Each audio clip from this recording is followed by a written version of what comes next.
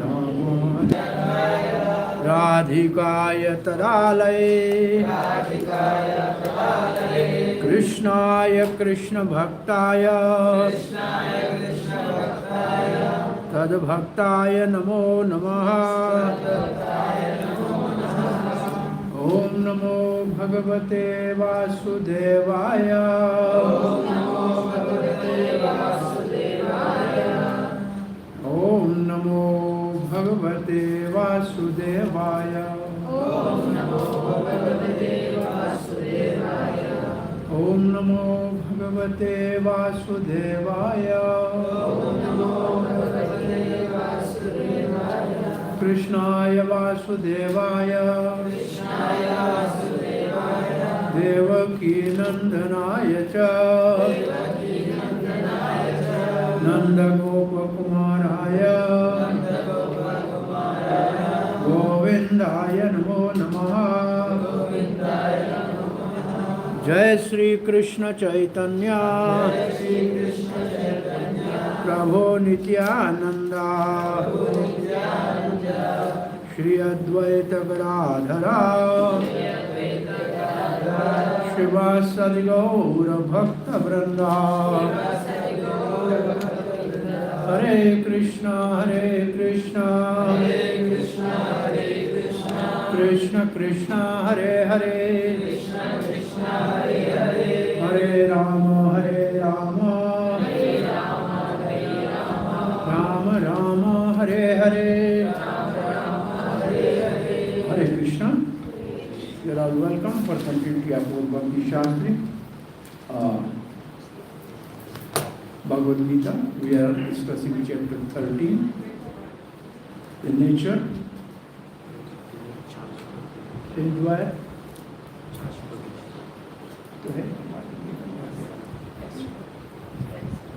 and consciousness. Yesterday we have discussed the one subject matter, gyanam. Gyana means process of knowledge, and there are 20 items in there. And by that, what is the purpose of the process of gyana?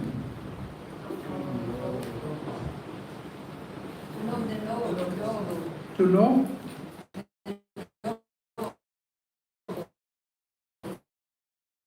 In other language, to know.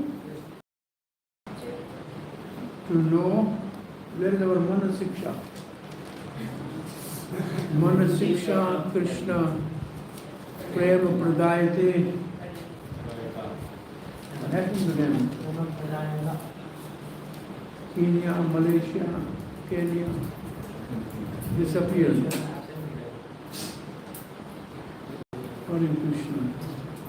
Purpose of the process of knowledge is to know the kshetra gyan. Two kshetra gyan, soul and super soul. Okay? Also gaya. Gaya also the two gaya. Two things to be known, the soul and the super soul. But since gaya we have not yet discussed, we have discussed kshetra gyan. The one who knows the field of activity. There are two knower of the field of activity, the soul as an individual knower and the super soul as the super knower.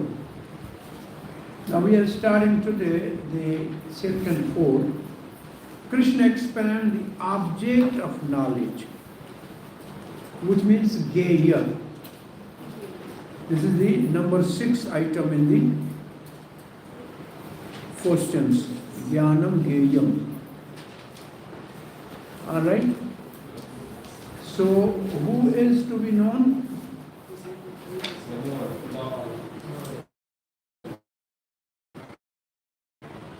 Two, soul and super soul. In this section, verse number 13 to 19. This section goes from verse number 13 to verse number 19. And the first verse is speaking about individual knower of the field. Who is the individual knower? Soul. So the verse 13 speak about soul, and the rest all verses speak about the super soul. So gayam is soul and super soul both. Okay, so we are starting the first verse.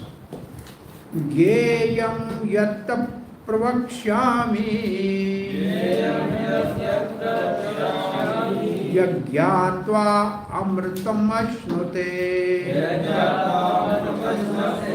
anadi mat param brahma na sat na asatuchyate. Now, gayam, the object of knowledge. Yet that pravakshami, I am going to explain to you. Krishna is saying. And then he is saying, what is the benefit of knowing the object of knowledge? The benefit is amritam ashnuti. Amritam means nectar. And amritam also means liberation. So if you know the soul and super soul, the gayam, then you are relishing the nectar and you are liberated.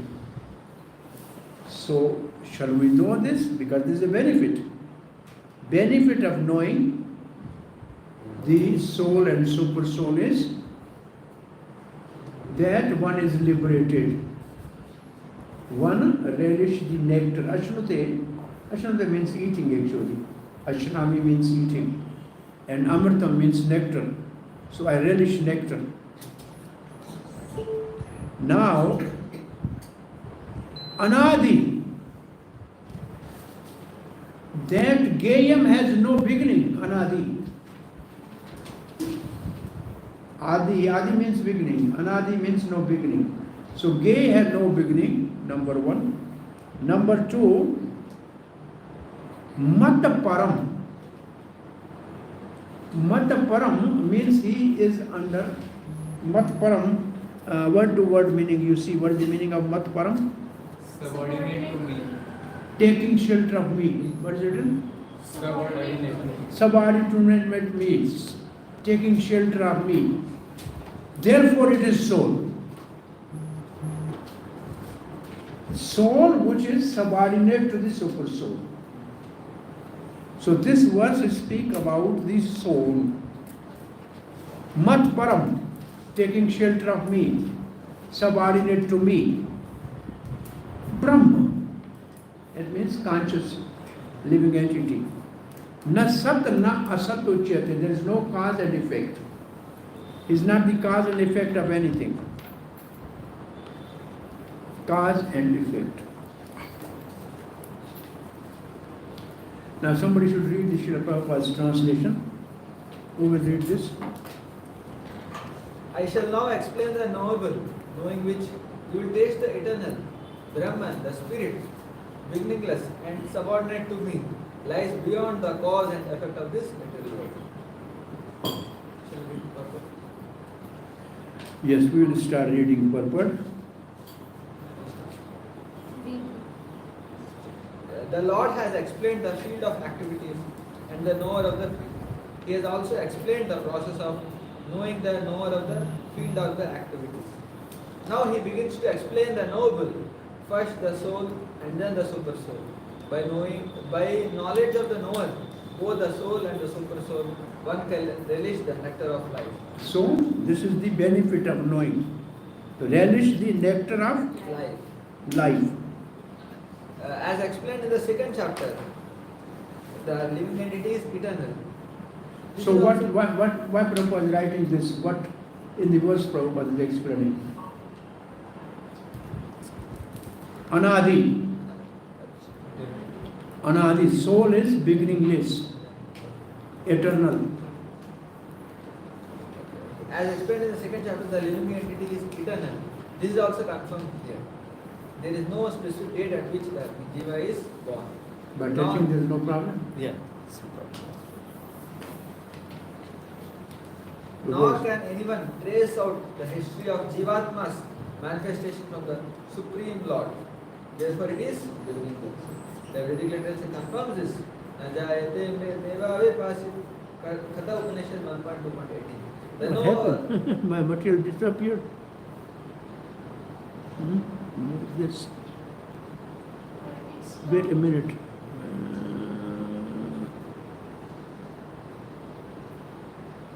Chapter 13.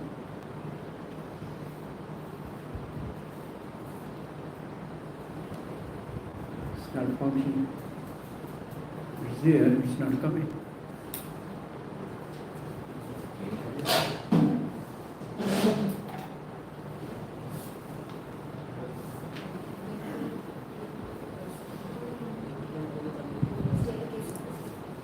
They can help you. This is okay. I think it's not going to work. It was already there, but it's this gone.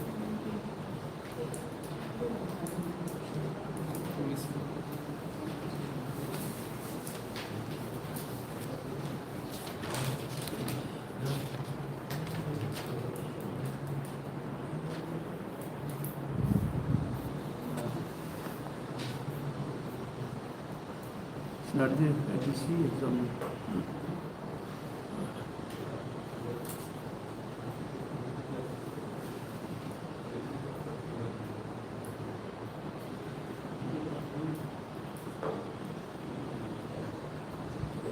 It's not there. I just close, you can open it again.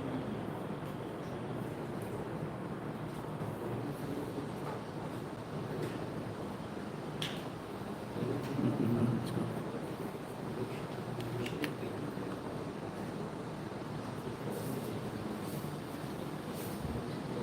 No. It's not working. Okay. Yes. It's some problem.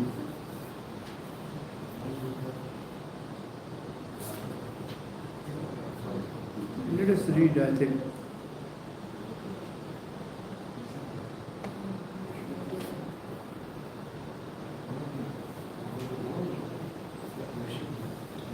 Hare Krishna. And I take this out. On my program. Maybe you.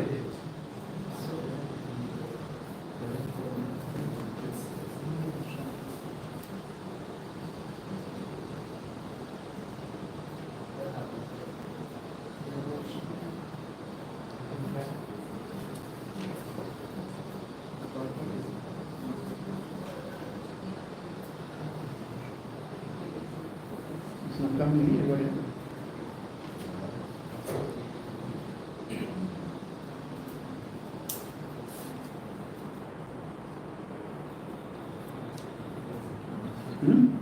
Hare Krishna.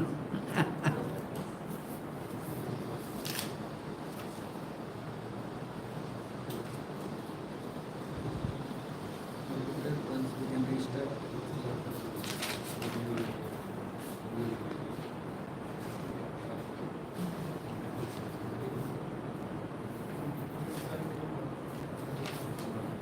No, it's not. Better we can restart.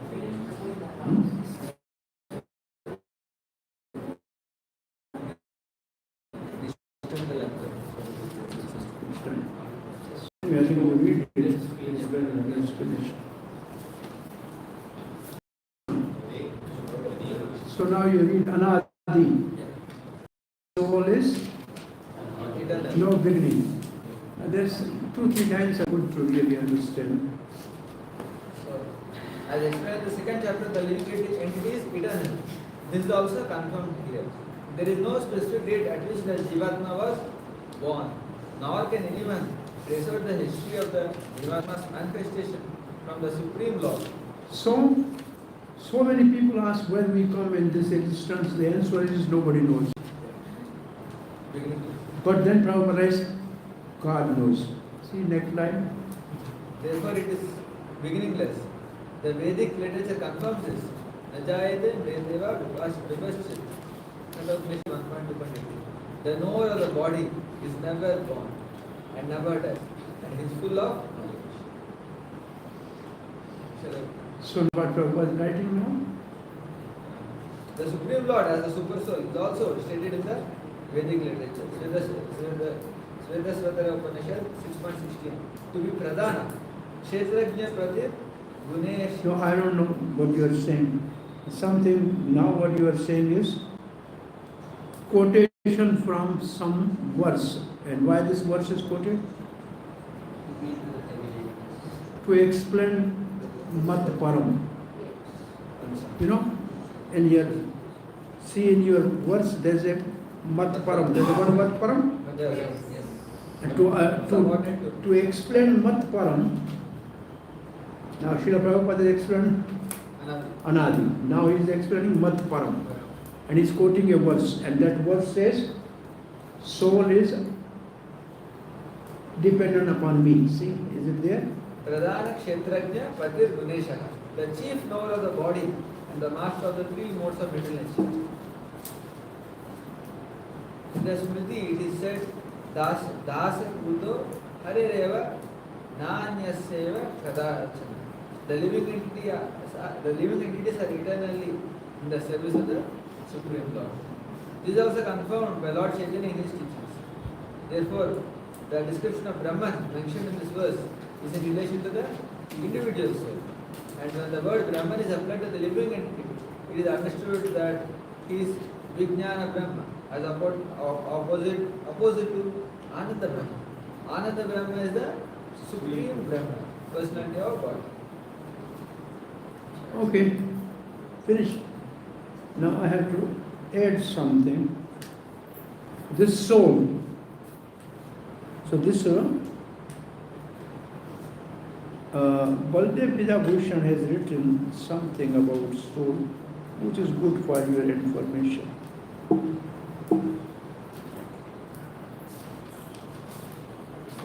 Jeev is called Brahm. Why? No, you can try now. About what? Again, present. I don't want to waste my time. Maybe when we finish, we can do the overview. I don't know. Why living entity is called Brahm?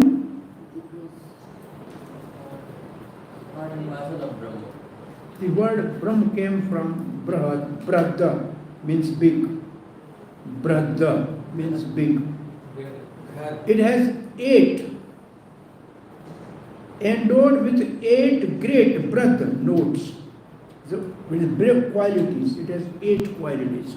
Soul has 8 qualities. So it's called, Brahm is derived from the root Brath, which means to increase or become great. Brahm means to become great or increase. So what are the 8 qualities of the soul? So there is a verse quoted, Chandogya Upanishad. You just write the 8 qualities of a soul. Number 1, without sin, sinless. Soul is sinless. Soul is ageless, no age.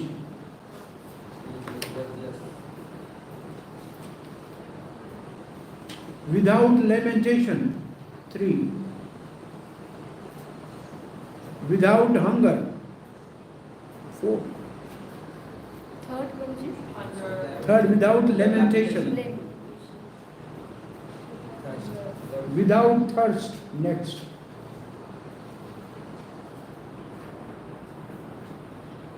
And next is whose every desire is truth.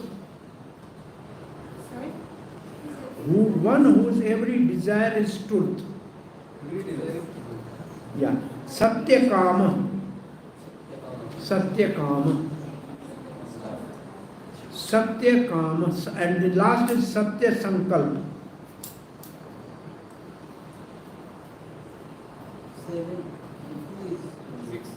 Satya Sankalpa. Every desire is fulfilled. That is the last. Every desire is fulfilled. Sorry? Last is his every desire is fulfilled. Satya Sankalpa. Satya Sankalpa. Satya Kama, Satya Sankalpa. But only 7 is Only 7. 7 came. One is remaining. One should know that Atma is without sin, number 1, without aging, number 2, without lamentation, number 3, without hunger, number 4, without thirst, number 5, whose every desire is truth, number 6, whose every desire is fulfilled, number 7. So where are the 8? Deathless. Yatatmo apahatta papa means no. Vijaro, he is not getting old. Vimrityu, he is not put here in a word. Deathless. Or he is not put here, but the word is Vimrityu. He has no death. So we should put here deathless. This shloka coming from where? Deathless.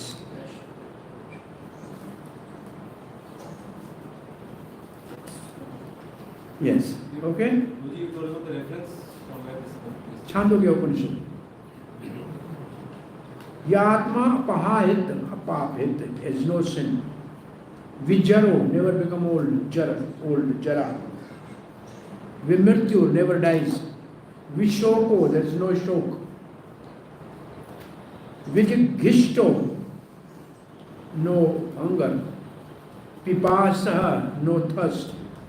Satyakama, Satya Sankalpa. So avineshtavyah savija asitavyaha. What is the meaning of it? Because every desire is truth. What is it? Because soul always desires super soul. Sankalpa, like whatever he desires gets fulfilled. That is, We take many births to fulfill our desires. That's the problem. But it says, men propose, God dispose. That is what it means. Now, it says, Jeev is known as Brahm in the Surtis.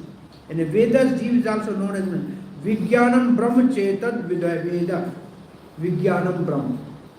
So now Vijnan Brahm is coming in your mind? Vijnan Brahm. And then above that is Anand Brahm. All right. The same word Brahm will come in Bhagavad Gita 14th chapter, where it is Brahma Bhuyaya Kalpate. It is the pure stage of the soul, Brahma Bhuyaya Kalpate, 14:26. And it will come also in chapter 18, Brahma Bhuta Prasanatmana Sochati Nakankshati. So this Brahma is a Jivatma, is okay? Chapter 18 also, Brahma Bhuta Prasanatma. So this is the living entity, right? So, Srila Prabhupada's purport we have finished.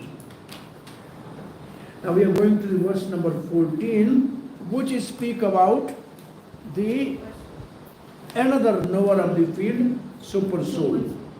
Sarvabhauma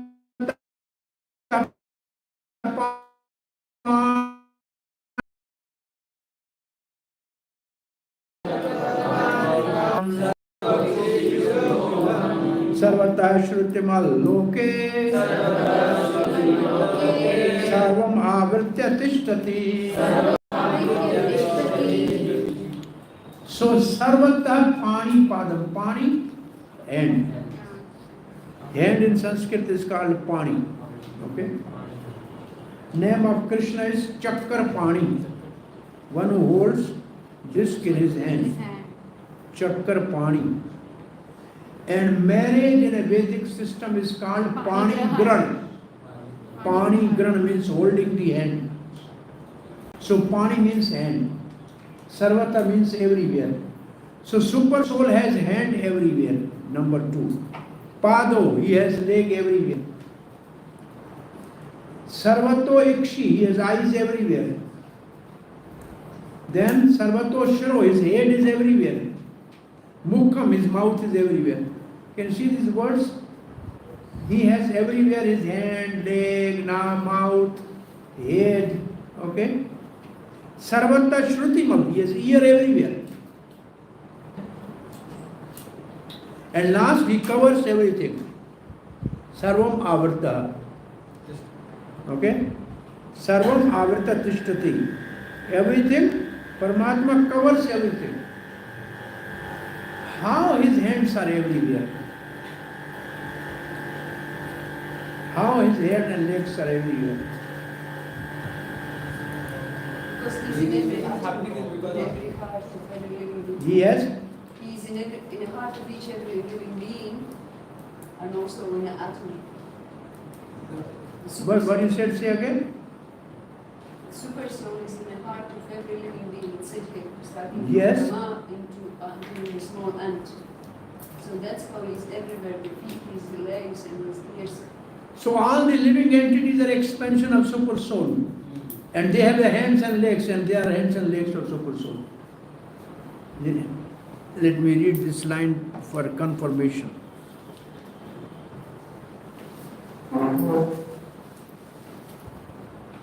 The doubt may arise that if this Brahm is without cause and effect, then that contradicts the statement of Shruti, such as Sarvam Khalva Idam Brahm.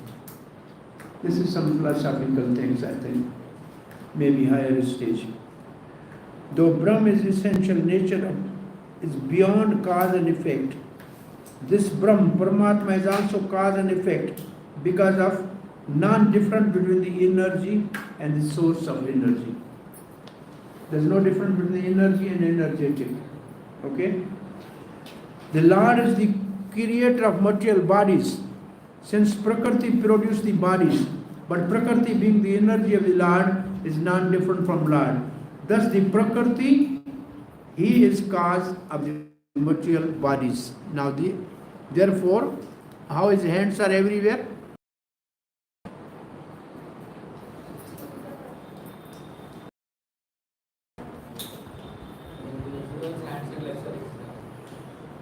This Brahma has hand and feet everywhere. By manifestation of everywhere of hands and feet of all creature, from Brahma down to the end.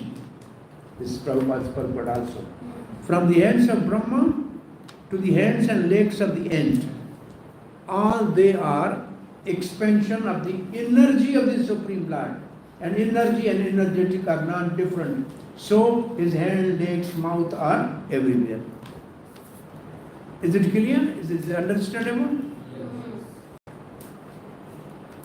Our hands and legs are also his hand and legs because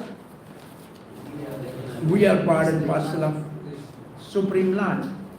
And this body is created by energy of the Lord Prakriti, and Prakriti is energy of the Lord. So this belongs to Lord. Srila Prabhupada writes in this purport, he gives the first analogy.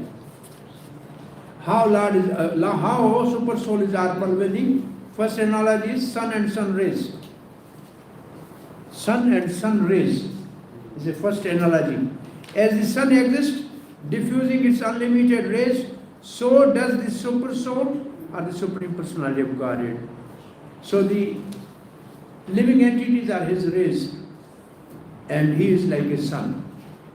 So that's no different between sun and this is analogy. Now, he exists in his all-pervading form, and in him exist all the individual living entities, beginning from the first great teacher, Brahma, to the end. Same thing. So, the Prabhupada is taking purport from, commentary from Vishwanath Chakravarti Thakur. Exactly, from Brahma to end. Okay? There are unlimited heads, legs, hands and eyes and unlimited living entities.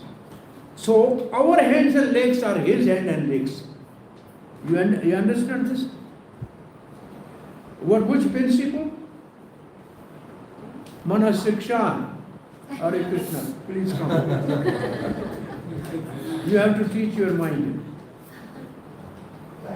So, which principle? Energy and energetic. Energy and energetic are non-different. So energy and energetic are non-different. So everything emanates from Supreme Lord. So his hand and legs are everywhere. So you have to put like the principle. What is the principle? Energy, and this is you have discussed in Isha Upanishad. Exactly such verses are in Isha Upanishad. He has his legs, hands, and everywhere. Yeah, he's far away and he's very near. The same thing. This is same thing. All right. Now, Prabhupada writes, all are existing in and on super soul. In super soul and on super soul. Everything is existing in super soul and on super soul. What it means.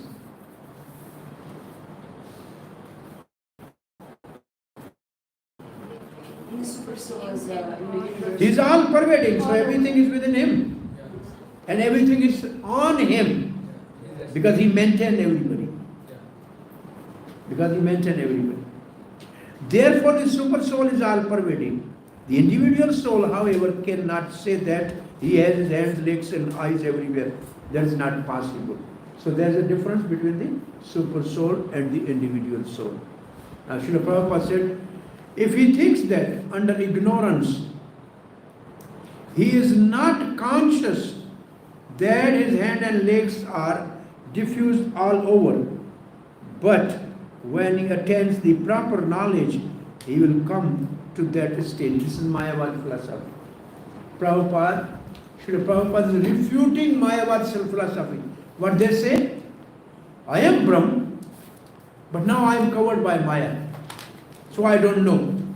But when I get knowledge, when I will be free from Maya, then I become again Brahm. So that is what Srila Prabhupada is writing here. And then Srila Prabhupada is defeating the argument, how Brahm will come under influence of ignorance. So Brahm cannot come under influence of ignorance. It means their claim is false. Now you read this, look in book, what Prabhupada is saying.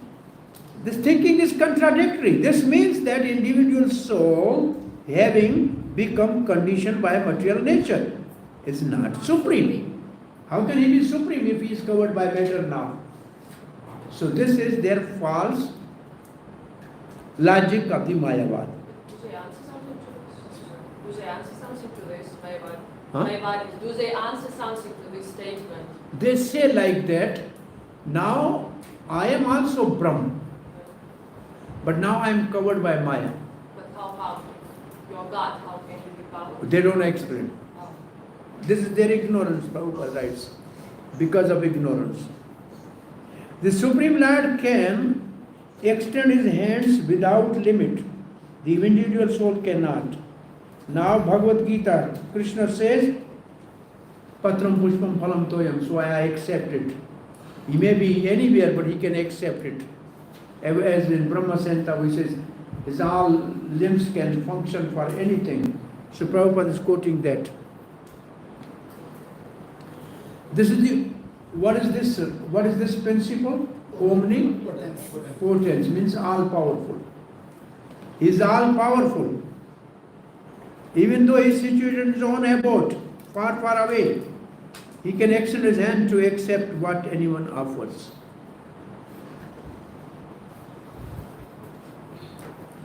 Somebody brought the good mangoes and he was untouchable. He gave to somebody. And Brahma, some pujari said, give me, I will offer. He said, no, I am standing out. I will offer. I will ask Jagannath to take mango, his hand will come and take from me.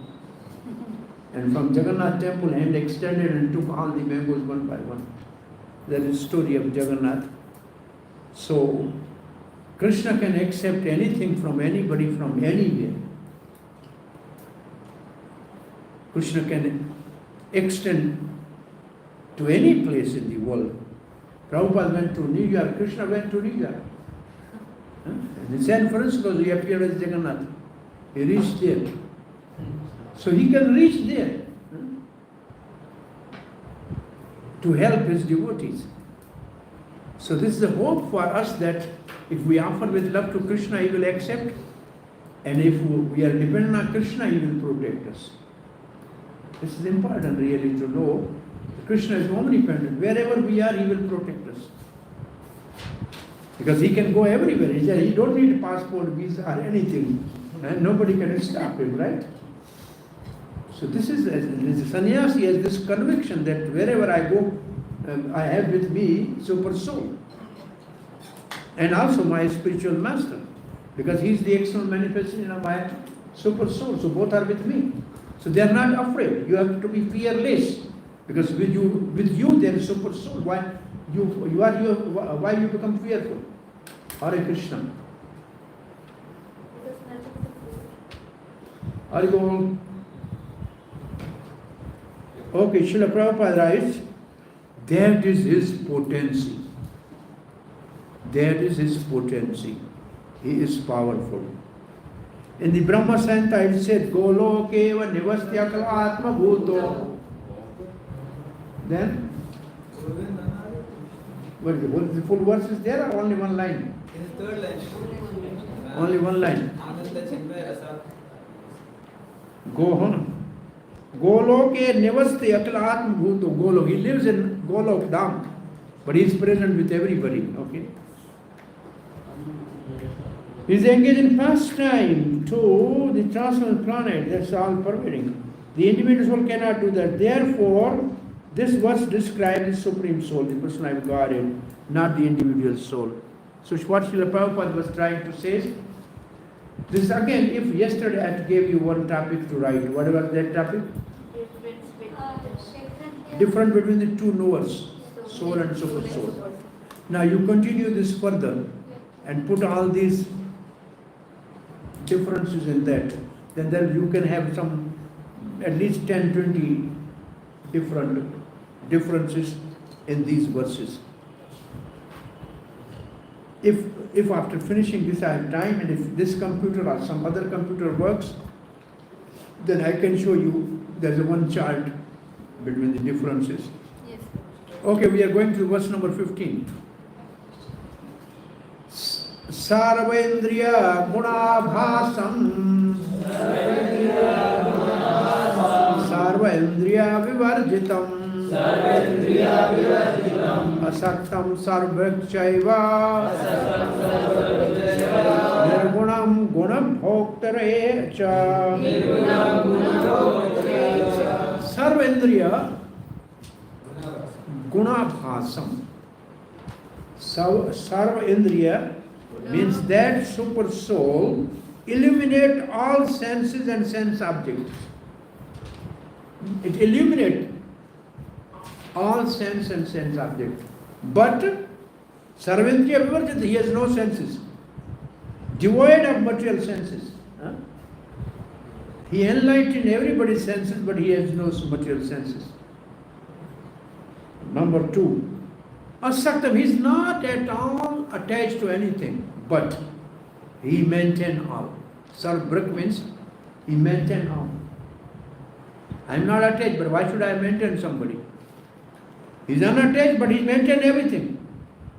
Nirguna, he is free from all guna. Guna bhoktra, but he has all 6 opulences as chaguna, sadguna. God is called chaguna. Sadguna Sampporna. God has 6 qualities, no? Yes. 6 opulences are his guna. Right? He is nirguna, but he has a guna. So these are the contradiction. Okay, so this is about again super soul.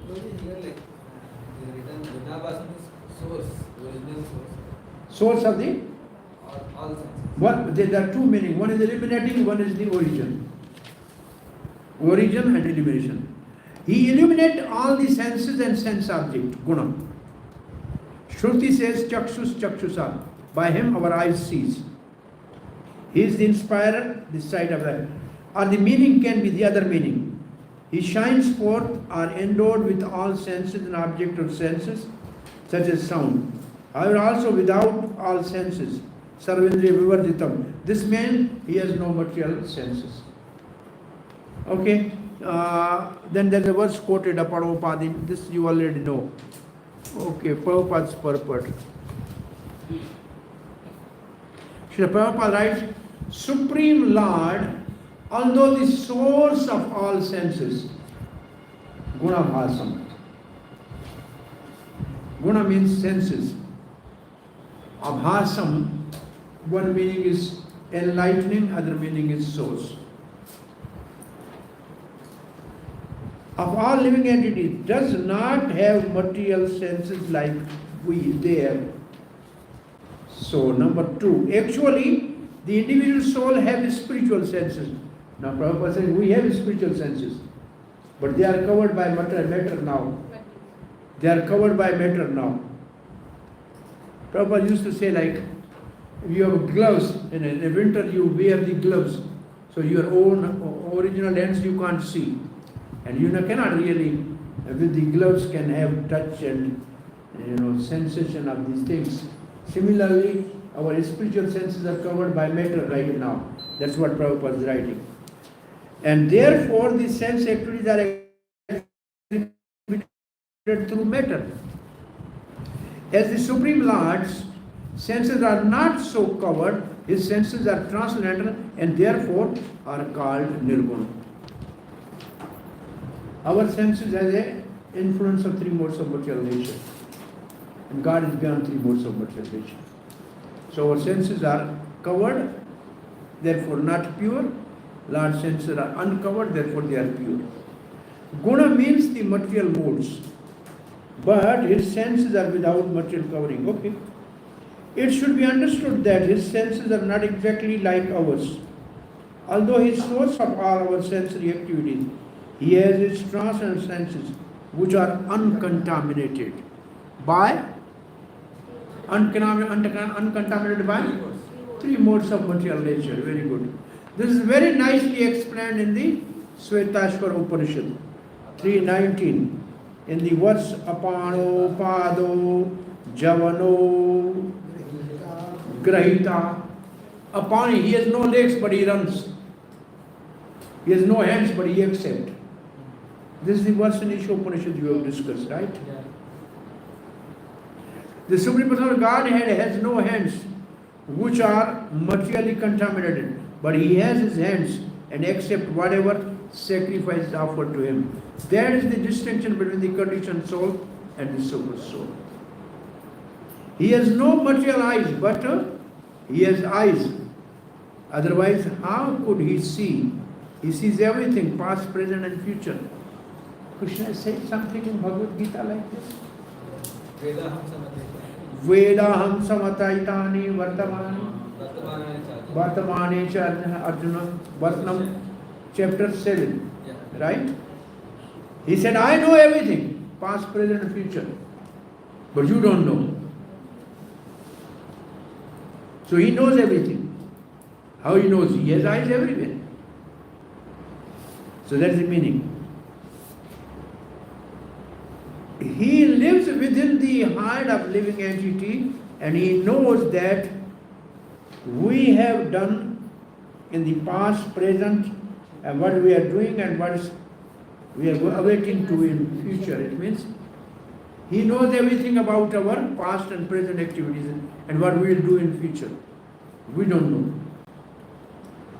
Where is this? Somewhere in Bhagavad Gita you can say, oh, you have not done this section. 15th chapter you will know. Sarvaschaham Vedesanimistu Matsamatri Gyanam Aponam Chal. For everybody I give the remembrance, knowledge and forgetfulness. So you can see this in 15th chapter. Now Prabhupada writes, this is also confirmed in Bhagavad Gita. He knows everything but no one knows him. This is 7th chapter, okay?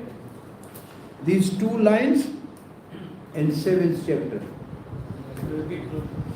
Vedaham samatitani and naham prakashati sarvasya yoga maya samad. Na bhuto janati. These are 2 verses. So Prabhupada is quoting these 2 verses of chapter 7. Can you see this? Yes. This is also this is your intelligence to find out in purport which verses Prabhupada is quoting.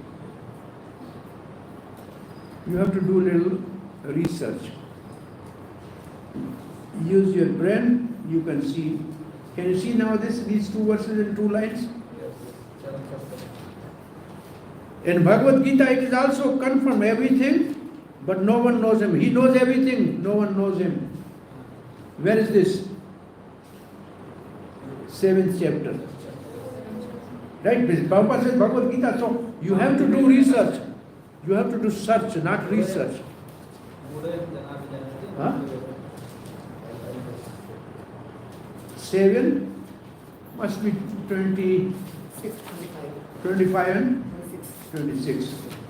25, 26. This is really to know Prabhupada's purport. Whatever he is writing, he is giving his scripture. Nothing from his own. He is just quoting scripture. When he's writing, everything is coming in his mind, he is just paraphrasing it. Right? Okay.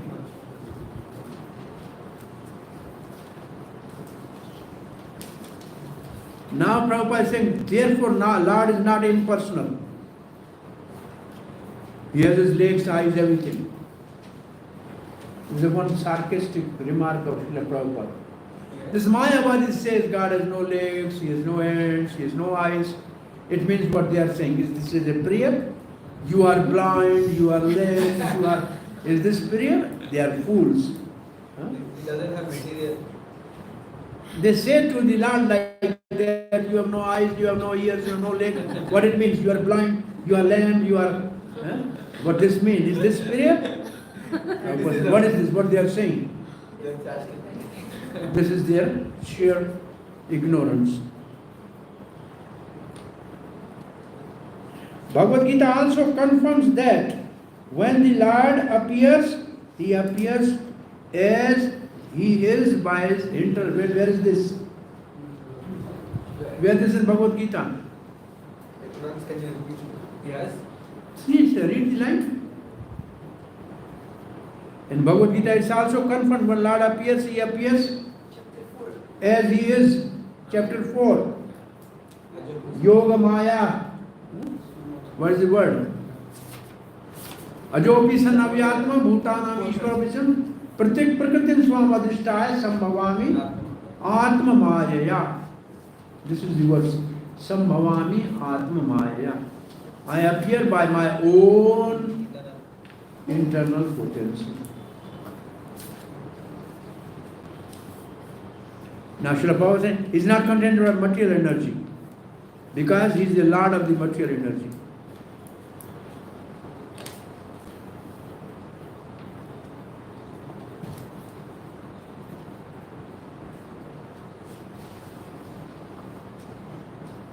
So Satchidanand Vigraha. What Srila Prabhupada is writing now, can you find out? You have something discussion, something you are discussing, you have confusion, last 3 Vaishnavis, you have some topic to discuss, or something which is not understandable by you. You are discussing something of the class or of the class.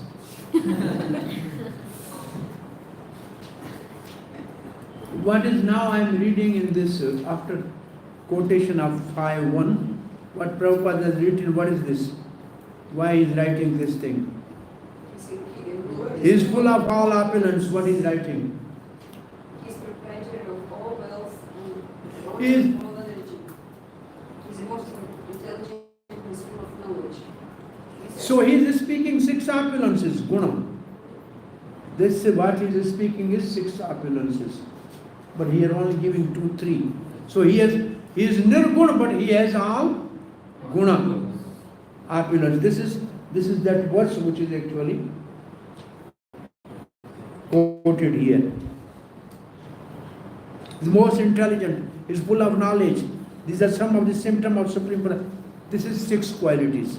Okay? Actually it is taken right from this purport of Chakravarti Pad, where he writes, 6 qualities of Bhagavan are defined as follows. Aishwarya means the Lord's natural control. He is natural controller of everything. Aishwarya means he is natural controller of everything.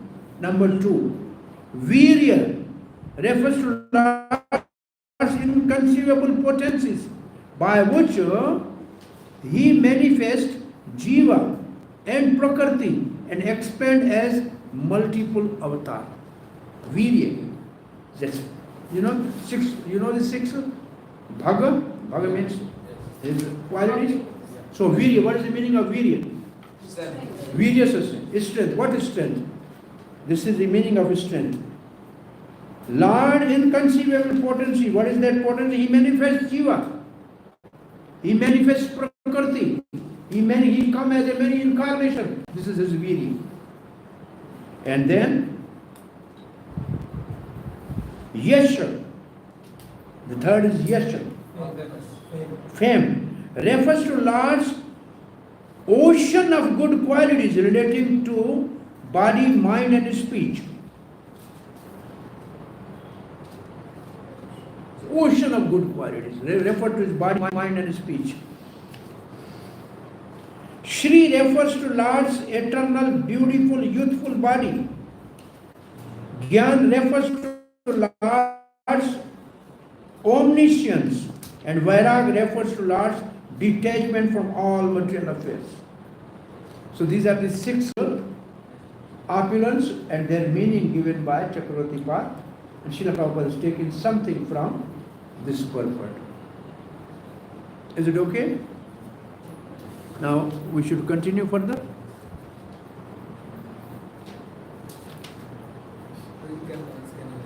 Now we are going to verse number 16. Can you repeat gyana and vairagya? Huh? Gyana refers to what? Gyaan refers to just what I said, somebody has noted this. Vairag refers to his detachment from the material affairs, and Gyaan refers to. Anybody noted? No?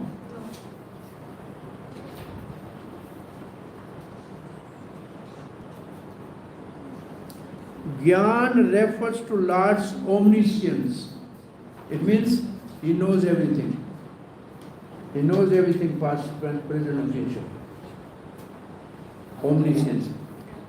So here you said that Vishwanath Chakravarti has given the explanation of Vairagya that he is detached from all material affairs. He creates, but he is not attached to it. But then often Prabhupada gives example that of his detachment that he left residence, but this is not material affair. So Say again, I don't understand what you are saying. Somebody can explain what she is saying? we just heard the Vishwanath Chakravarti says that he creates and then he is detached from the creation. I've not started.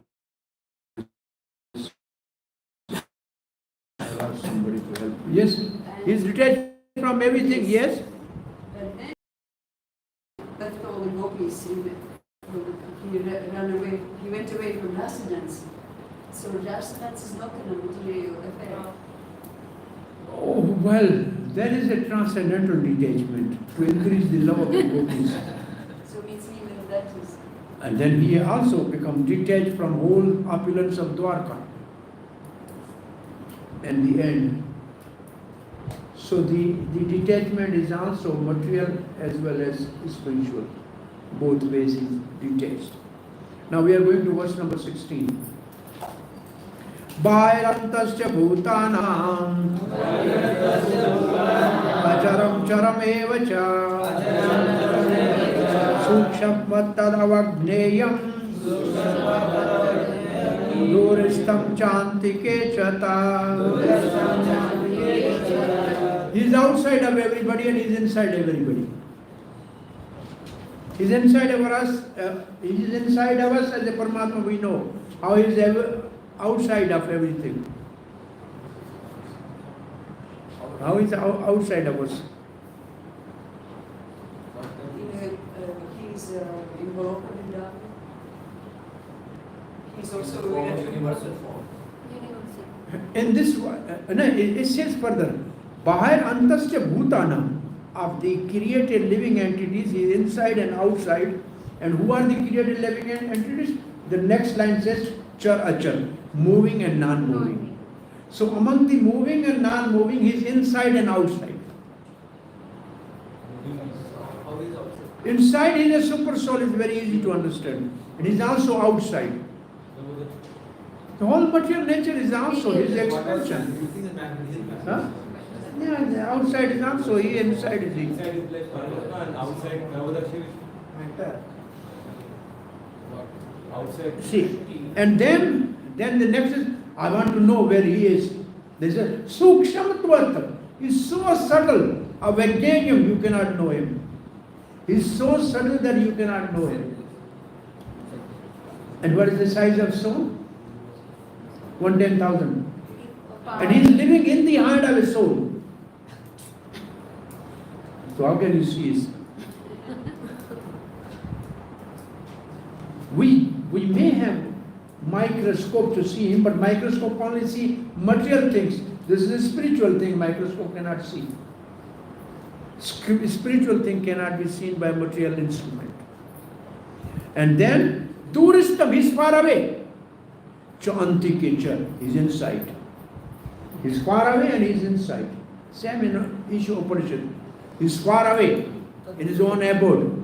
And he's very near in our heart as a super soul. He's all pervading as a Brahma. He's localized as a Paramatma. So he is both. So somebody should read Prabhupada's translation. Srila Prabhupada's translation. The spiritual truth exists outside and inside of all living beings, the moving and the non-moving. Because he is subtle, he is beyond the power of the material senses to see or to know. Although far, far away, he is also near to all. This is a translation. Now purport. In Vedic literature we understand that Narayana, the Supreme Person, is residing both outside and inside of every living entity. Narayana is residing within the living entity and outside living entity.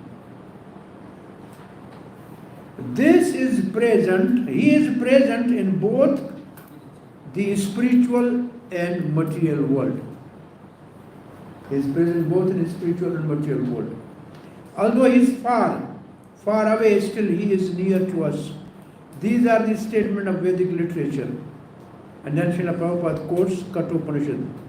Asino duram vrajati shyano yati sarvata. There's no meaning for this verse because meaning is given early.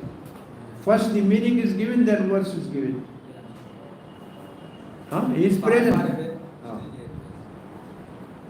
And because he is always engaged in transcendental bliss, we cannot understand how he is enjoying his full opulence.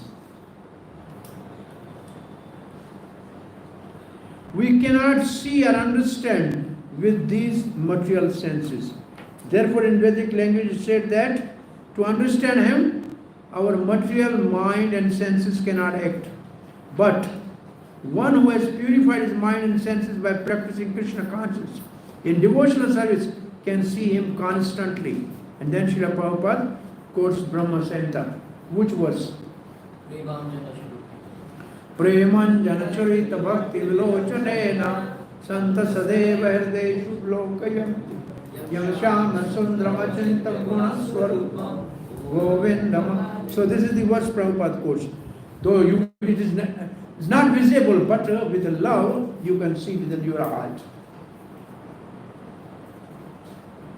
And it is confirmed in Bhagavad Gita. Yes, this verse you have done.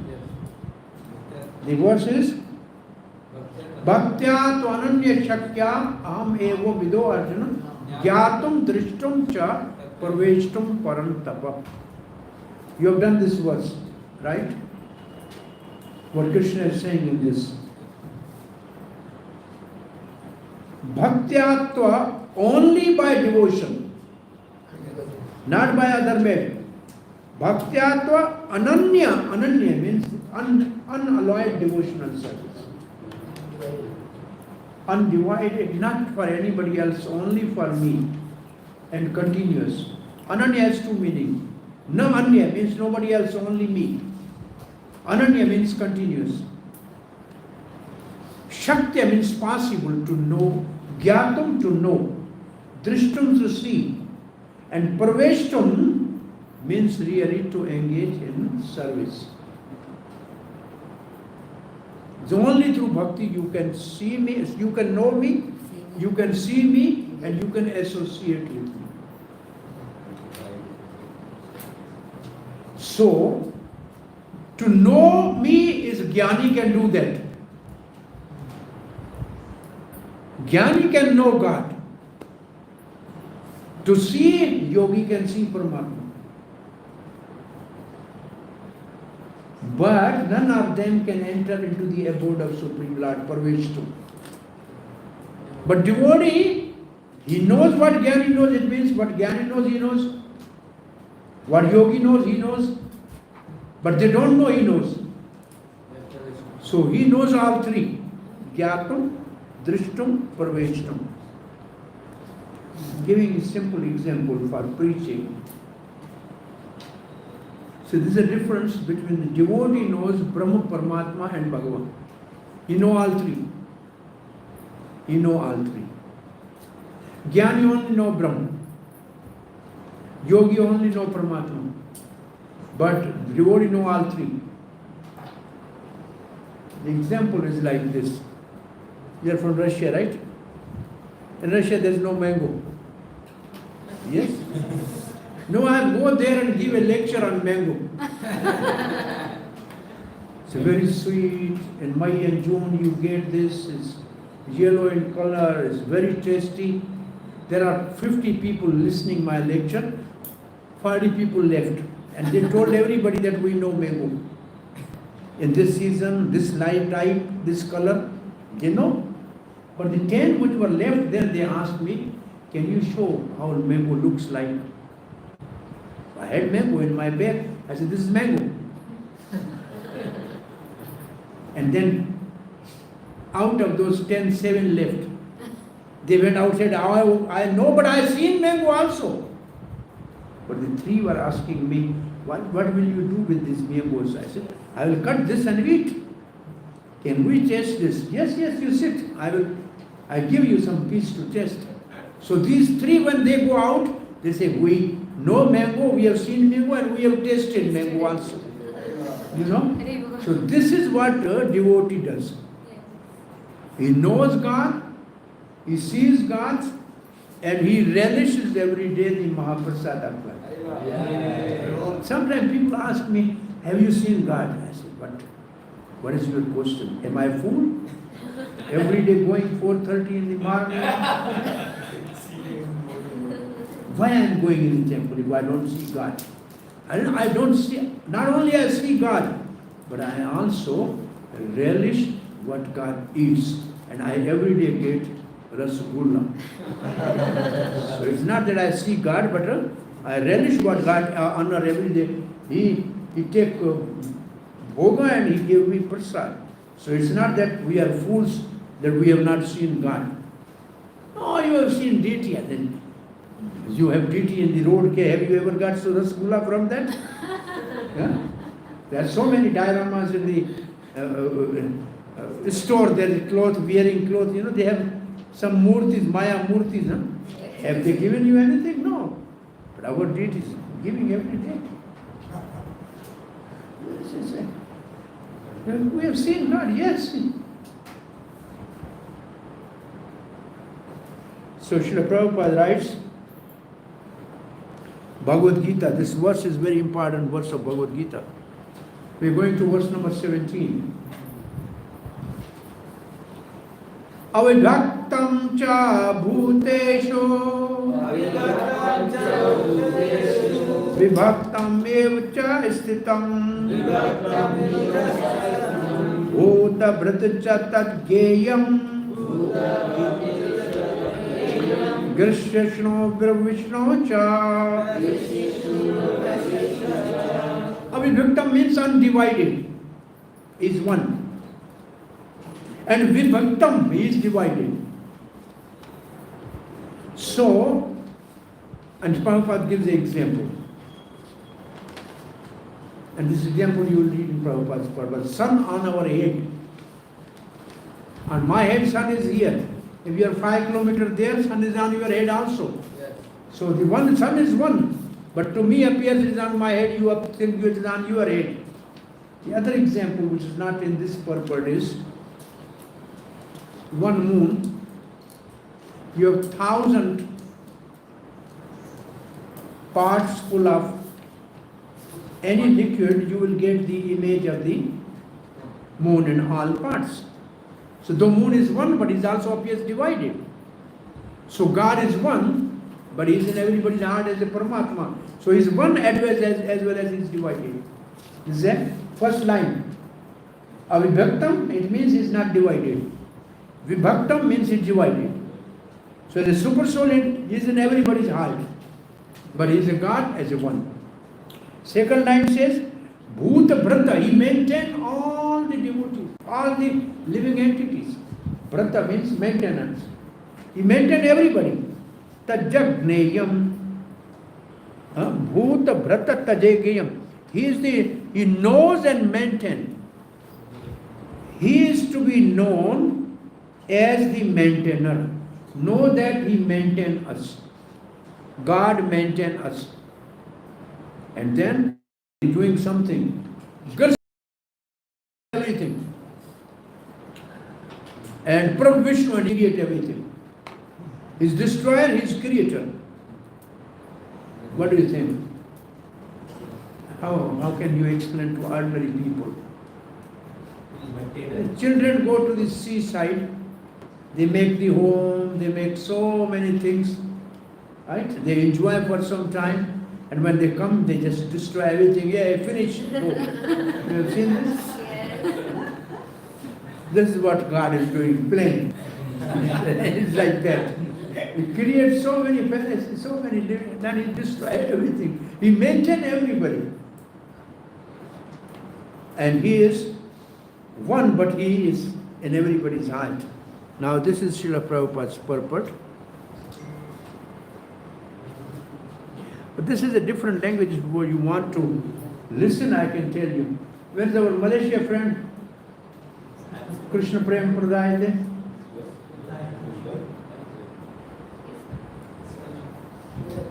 Not well. Huh? Not well. Not well.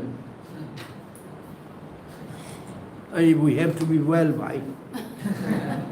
Now this language you want to know as a cause. You know cause? As a cause which is one. Avibhaktam. He is situated in all moving and non-moving entities. And is the effect, and as a effect, product, he is situated separately as each object. So as a cause he is one, and as a effect he is many. As a cause he is one, as a effect he is many. Is it okay? One means God. As a cause he is one, as a effect he is many. How he is many? As the many, separately as each object. Whatever He is created. Yes. As the form of Narayan, he is the protection of all living entities. Bhuta Brata. He is maintaining us. It's Vishnu, it's a function of Vishnu who maintains the all living entities.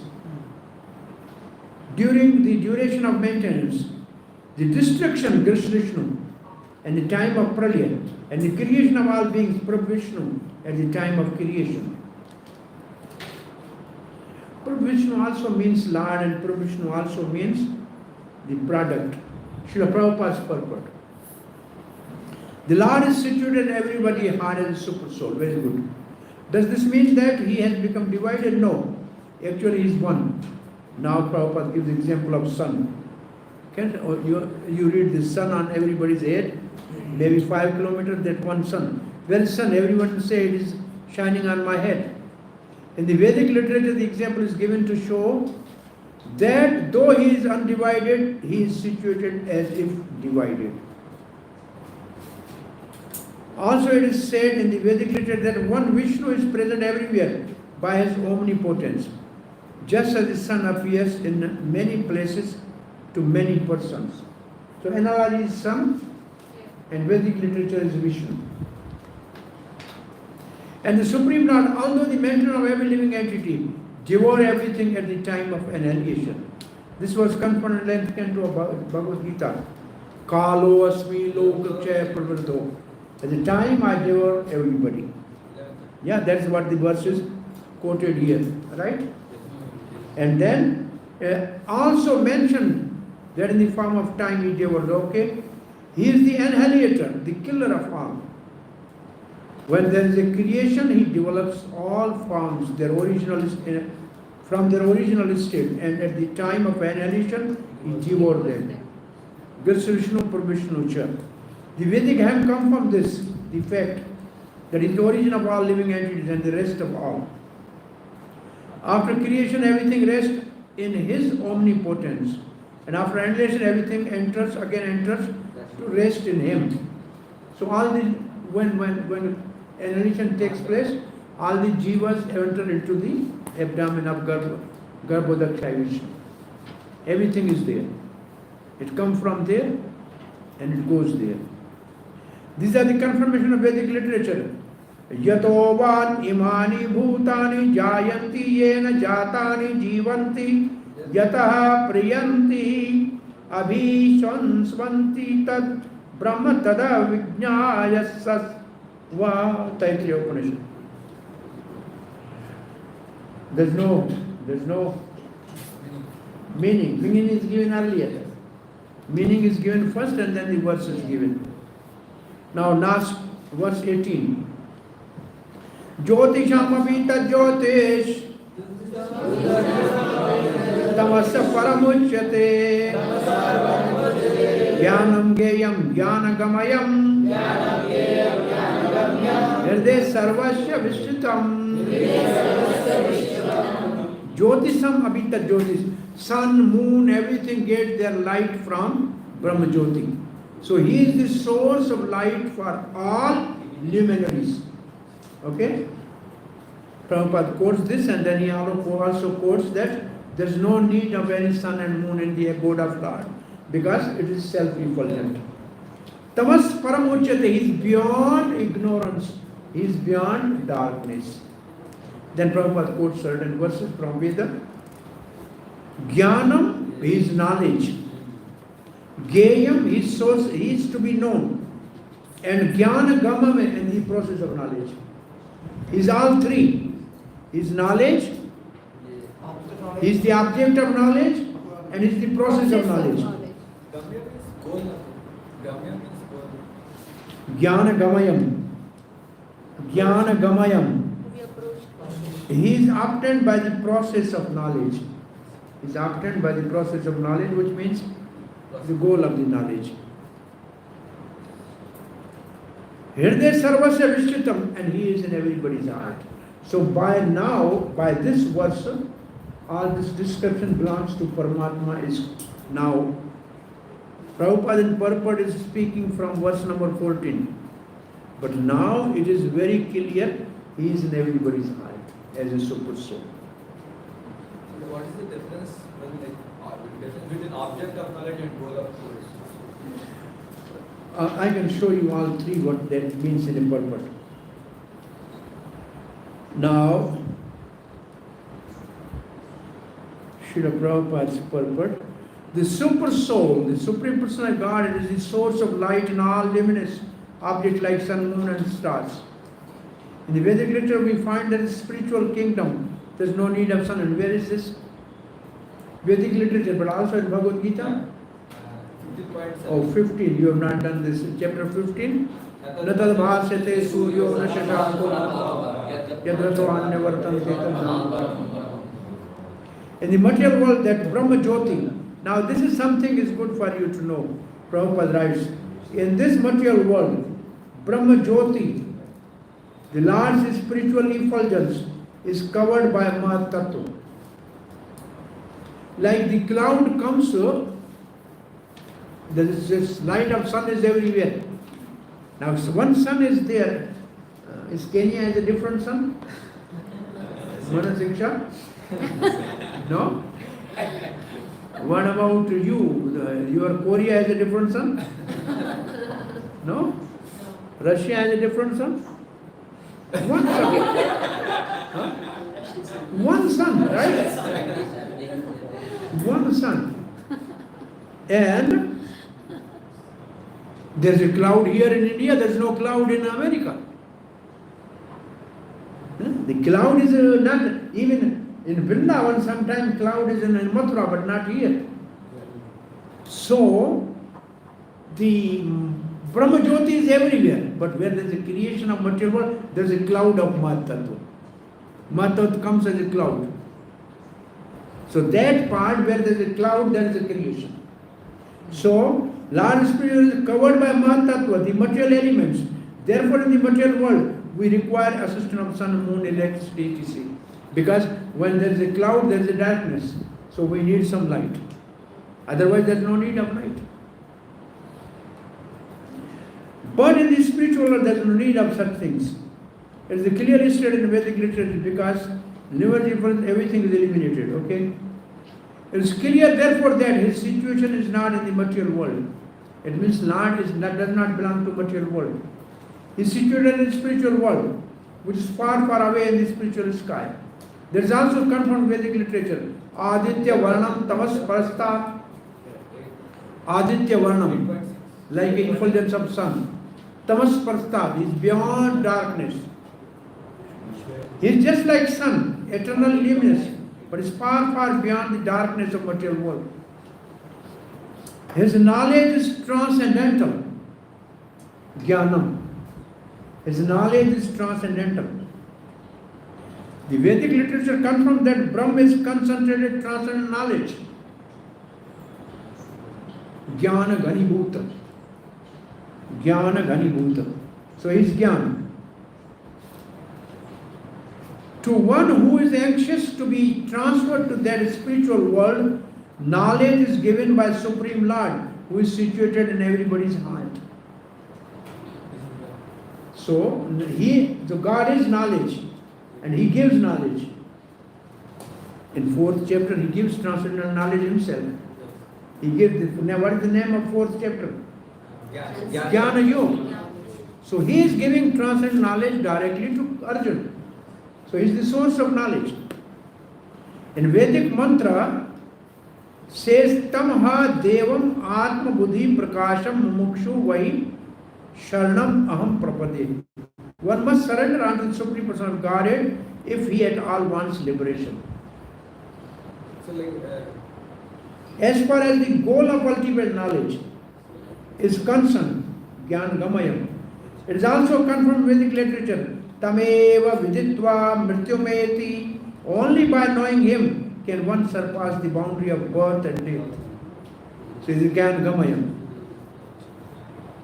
Now Srila Prabhupada goes further. He is situated in everybody's heart as Supreme Controller. The Supreme has leg, hands distributed everywhere, and this cannot be said of the individual soul comparison. Therefore, there are two knowers of the field of activity, the individual soul and the super soul. Must be admitted. One's hand and legs are distributed locally, but Krishna's hands and legs are distributed everywhere. This is confirmed in Shvetashvara Upanishad. Sarvasya Prabham Ishvam Ishanam Sarvasya Sharanam Brat. The Supreme Person of Godhead, Super Soul, is a Prabhu or a Master. All living entities, therefore, He is this ultimate shelter of all living entities. Then you can also add one thing, Chaitanya Chaitamrita. Ekal Ishwar Krishna or some that definition add to this, okay? So there is no denying the fact that Supreme Soul and the individual soul are always different. Now we are reaching to the last verse of this section. If someone asks us, what is this Mahatattva that is, covering the effulgence of the Supreme Lord, which does not allow the Supreme light of the spiritual world to come? How can we define this Mahatattva? Mahatattva is material world. This Mahatattva give rise to this material world which is dark by nature. Therefore we need light in this world, either sun or moon or electricity or fire. Because material world is expansion of Mahatattva. Mahatattva become material world. And therefore material world is dark by nature. So Krishna's effulgence is coming out. But this is a cloud, so there is no light here. Like when there is a cloud, dense cloud in the sky, you can't see light of sun. That's what material creation by Mahat Tattva is dark by nature. I think this is the last of this section, words of this section. Iti kshetram tatha jnanam gyayam choktam samasatah adhbhut tad vijaniya adbhava upapadyate. Iti kshetram means up till now I have explained to you the body, how it is composed of, what are its functions. Tatha jnanam, and also I told you the 20 items as a process of knowledge. Gyayam, and also I explained to you the object of knowledge. Chauktam samasatah. In short, I have given the summary of these three. Right? The body, the knowledge, and the object of knowledge. And then Krishna says, only mad bhakta etad vijaniya, only my devotees can understand this. What they will get? Mad bhava pajate, they will develop love for me. Bhava means bhava bhakti. So they will develop love for me. They will attend prem for me, love for me. Only bhakta, only devotee can know, nobody else knows what it means.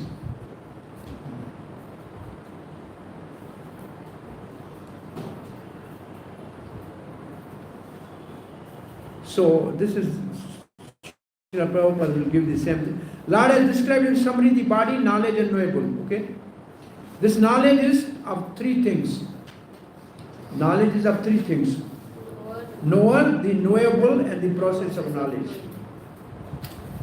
Knower. Knower means kshetragya. Two.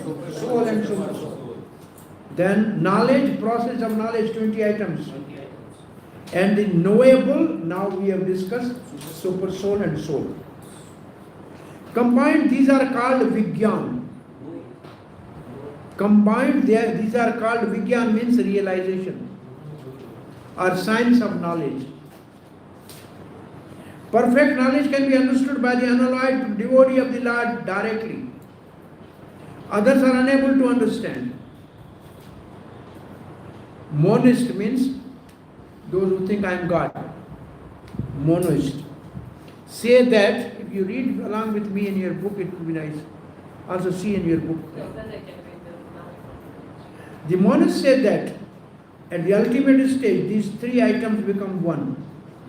But the devotees do not accept this knowledge. Knowledge and development of knowledge means understanding oneself in the Krishna consciousness. So they three are not one. There is a difference between the Mayavadis and devotees. Therefore, devotees can only know. They don't know three, they know one. We are being led by material consciousness. But as soon as we transfer our consciousness to Krishna's activities and realize that Krishna is everything, then we attain the real knowledge. In other words, knowledge is nothing but the preliminary stage of understanding devotional service perfectly. In the 15th chapter, this will be very clearly explained. Now to summarize, one may understand that verse 6 and 7 begins from Mahabhutani, continue through Chetana, Dhriti, analyze the material elements and certain manifestation of symptom of life. That is body, Kshetra. Two verses describe Kshetra. These combine to form body or the field of activities, Kshetra. Now, verse 8 to 12 is process of gyaan. Amanitvam to gyaan dan, tattva gyaan darshanam. Okay, artha darshanam. Knowledge for understanding both type of knowers, soul and super soul. Now, verse 13 to 18, beginning from Anadimat Param and continuing to Hridaya Sarvasya Vichitam, describes soul and super soul.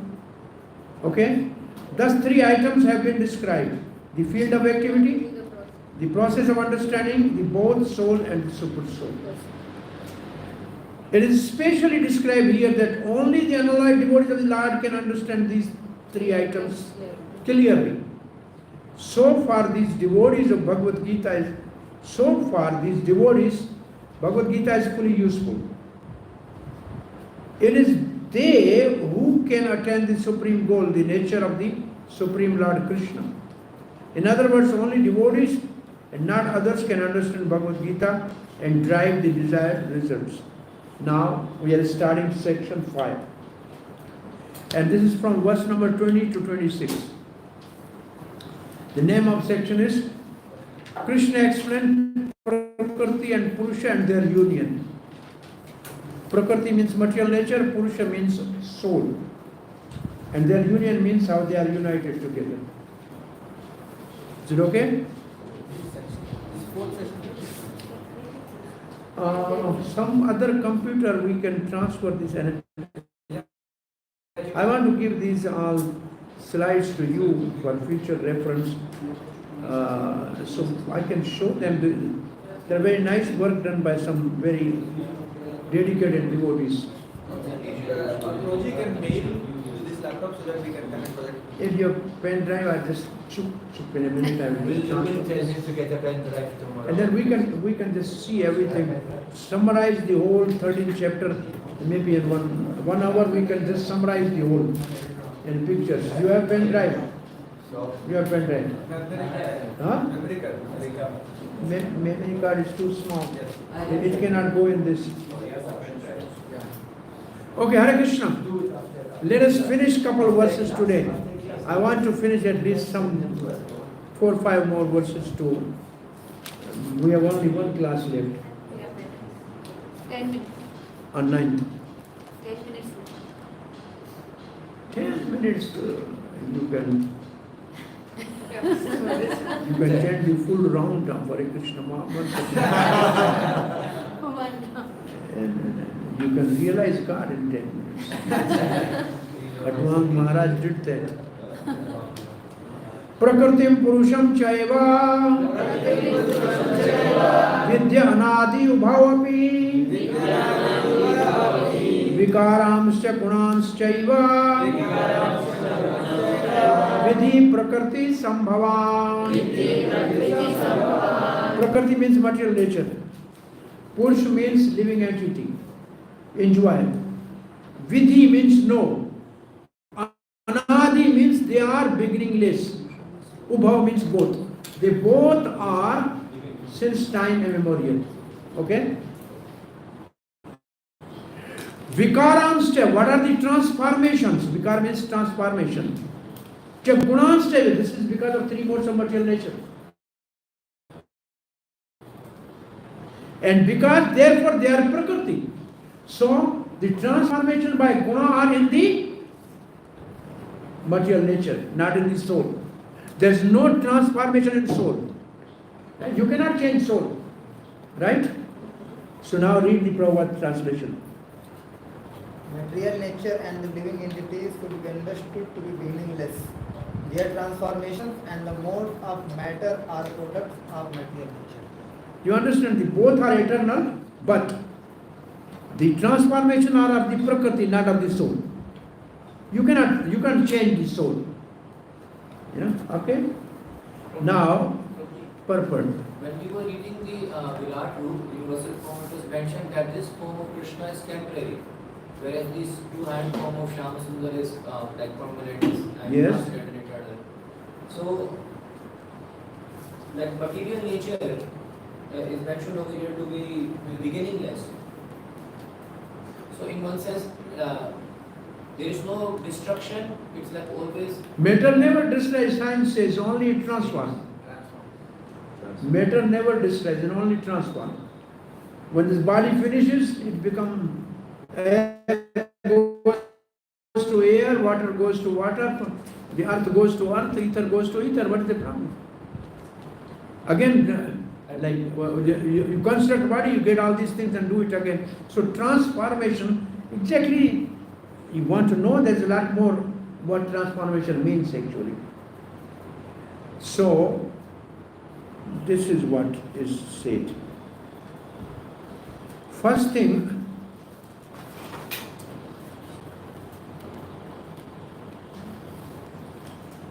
now question, Chakravarti Pad is asking this question. Krishna, you have described Paramatma as the knower of the field. Means he knows all the bodies. But speaking the Jiva also, who is also knower of the field. Jiva is also knower of Kshetra. How does the Jiva come in contact with Maya? And when did it start? This is a question. When Jiva come in contact with Maya, and when it start? The answer. Know, Krishna says, know that Maya, Prakriti, and the Jiva, Purusha, are both without origin, Anadi. Having no first cause, they have no other cause. This is because they are Shaktis of me. They both are my energies. So how the energy of God is destroyed? They both are my energies. And Lord, I, the Lord, who also without origin, I am Anadi. The Lord is Anadi, Govindam Adi Purusham. So his energies are also Anadi. Now, the verse 4 and 5 of chapter 7. Bhuva, Bhumirapuan lo Vayu Khamano Dhirevacha. These are the two energies. So living entity is energy of the Krishna, Parashakti, and the Prakriti is of Parashakti. So they are energy of Krishna, therefore they are Anadi. Okay? But there is a real difference between them. Though they are Anadi, but there is a difference. Know that the body, senses and other elements, gunans, and the transformation of the gunans such as happiness, distress, lamentation, illusion, vikarans, they all arise from Prakriti. Know that Jiva is very different from Prakriti, which has transformed into the field.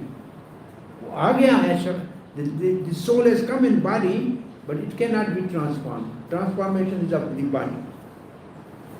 Srila Prabhupada writes, by the knowledge given this chapter, one can understand the body and the knower of the body, both, soul and super soul.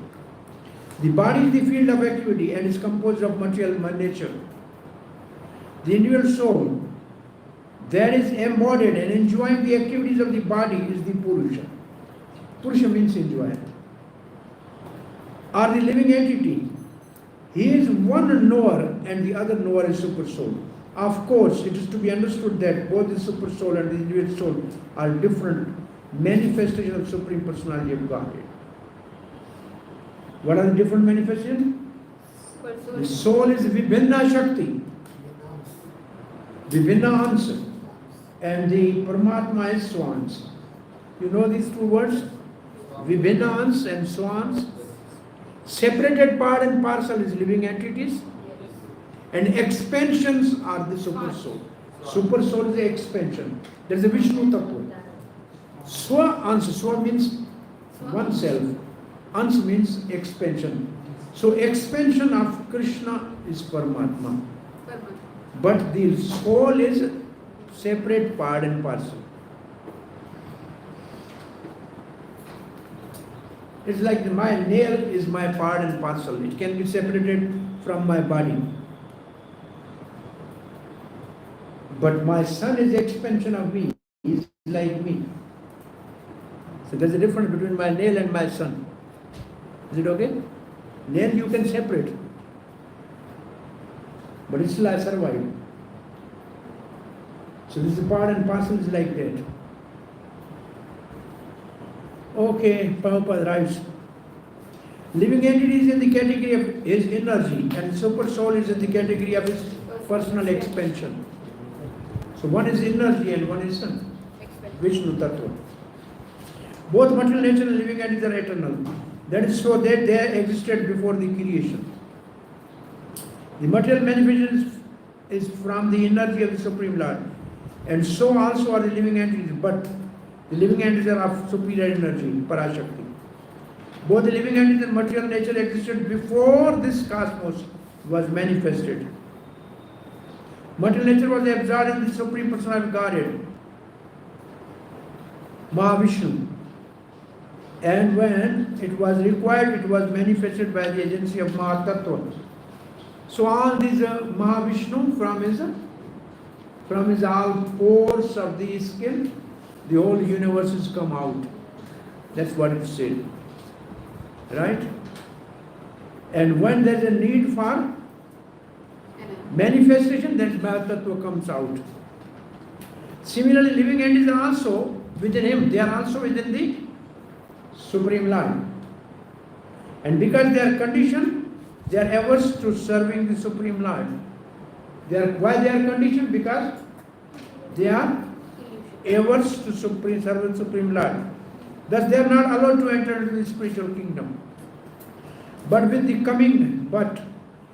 coming forth of material nature, these living entities are again given a chance to act in this material world and prepare themselves to enter into the spiritual world. That is the mystery of material creation. What is the mystery of material creation? A chance given to the living entities to reform and go back to Godhead.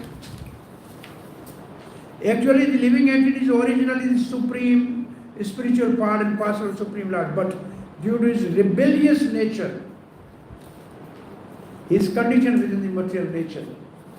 Ours, rebellious, 2 words. It really does not matter how these living entities or superior entities of the Supreme have come in contact with material nature. This is a question people always ask. When we came, how we came in this material world. Once Prabhupada was asked this question, he asked the question, if you are sitting under a tree and a snake falls on your leg, what you will do? Throw it away, right? Will you tell, oh my friend, from where you came? How you came? No. So somehow you are fallen in this material world. Don't worry how you came. Better to get out from here. This was Prabhupada's simple answer. Don't waste time how I came in this material world. Utilize time to go back to Godhead. Right? Prabhupada says, right? Okay?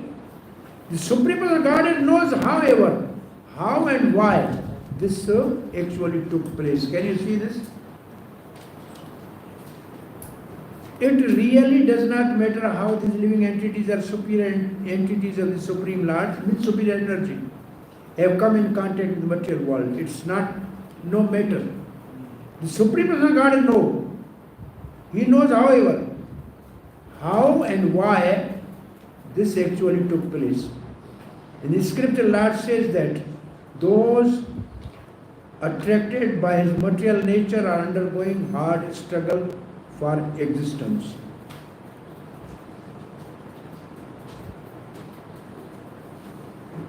Those who are attracted by this material nature are undergoing hard struggle for existence.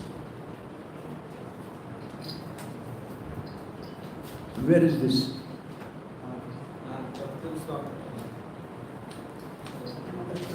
Manasishtani indriyani prakrististani karishati.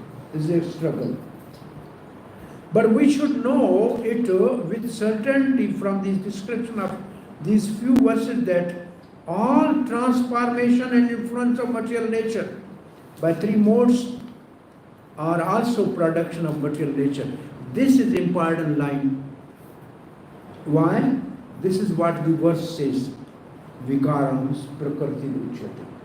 Transformation are in the material nature by 3 modes of material nature, not in the soul.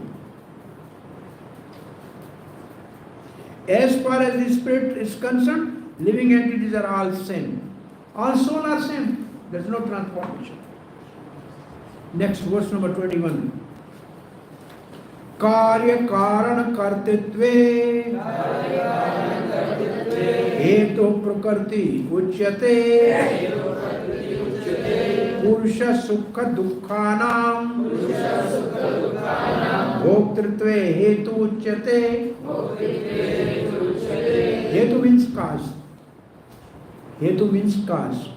So karya karan kartatve, the cause for three things is a material nature. And cause for happiness and unhappiness is soul. You understand? Hetu means cause. So first two lines speak about the material nature cause for three things. And second line speak, the soul is cause for the two things. Is it okay? Yes. Now Prakriti is said to be the cause of connection. Hetu Prakriti uchyate. Of what? Why? Because of supplying body, senses and sense devatas. So what Prakriti gives us? Body. That is karya. Karya means body. Karan means senses of the body. And kartatve means the demigod which preside over the senses. Do you know this? Eye, Surya, tongue, Agni, fire, hand, Indra. You know these are the demigods. They preside each sense. So that is the meaning of kartatve by Chakravarti Pad. So all these three are provided by cause of that Prakriti. And Jiva is the cause of connection, being the enjoyer of happiness and distress. Now Srila Prabhupada writes, what is the meaning of kartatva? Srila Prabhupada writes, Matter of creation. so there's a different little bit Acharya's commentary. Srila Prabhupada has different manifestations of body and senses. Karya kartatve. Karya karan. Body and senses. Among living entities are due to material nature. There are 6,400,000 species of life. So this is a variety. But soul is same. Soul is same in all. Now, these arise from different sensual pleasure of living entities, who thus desire to live in this body or that body. So why these bodies are created? Material nature is created in the body, but why? Because soul wants to enjoy. By soul wants, Prabhupada used to say, if you want to eat flesh, why you waste the human life? Better to become tiger. Once Prabhupada was going and he was going on morning walk at the seaside. So somebody was surfing in the water. He was still doing that. What he's doing? He's surfing. Why is wasting human life? Why don't he become crocodile or a fish and always do surfing there? Why is wasting life? So it is our desire what body we want. So because we want to enjoy. When he's put into now this is very interesting purport. Once living entity is put in some body, then he is helpless. He has to act according to that body. It's like that. If you sit in aeroplane, then you have to go by the speed of aeroplane, you cannot jump at middle. Right? You have to abide by that, rules of that aeroplane. If you sit in a train, then you have to go by the speed of train. And if you sit on this bullock cart, then you have to go by the jumping and the speed of bullock cart.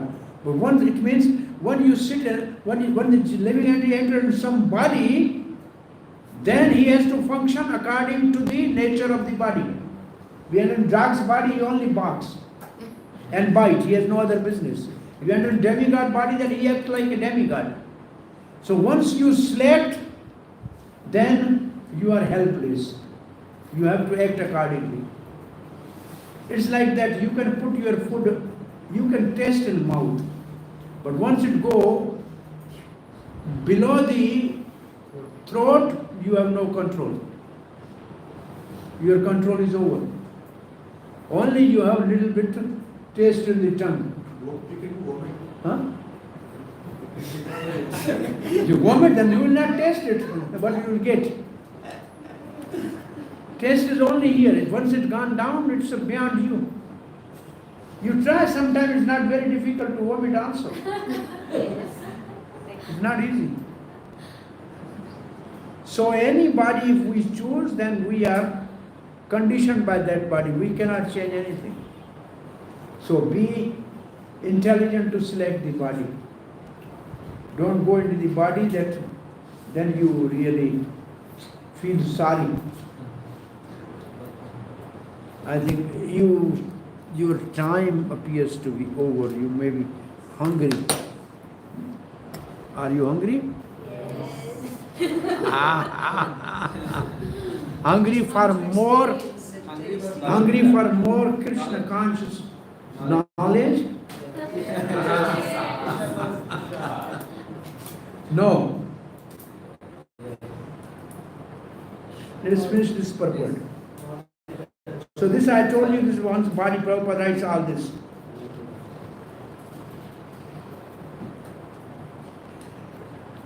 It might be more clear to state that this body is the effect of the senses, and senses are instrument for gratifying desires. Now the sum total, body, the instrument senses, are offered by material nature.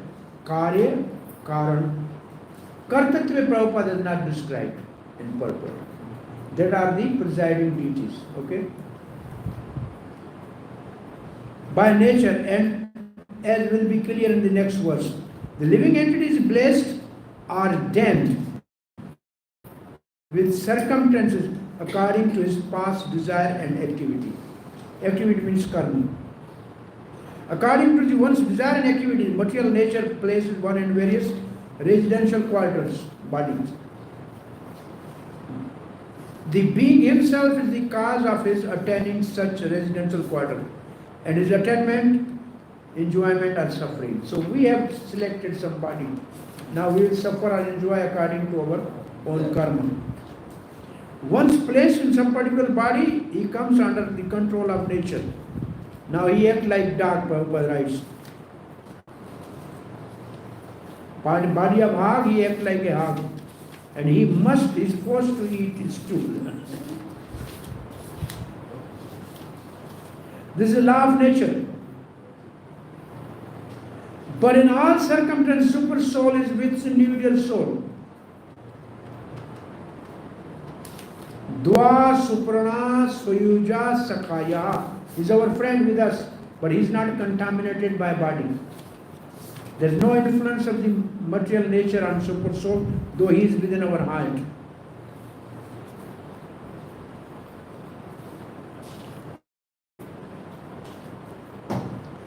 Okay. We have more verses to cover. Next time, tomorrow we don't have a class. What do you think? Monday. No class. Why no class? Holiday. Yeah, for us is a holy day. Holiday is holy day. If you want, we can have one class. Don't want? Yes. You have to write? What why you have not completed earlier? Are Radhisha. Anyway, so I'm sorry.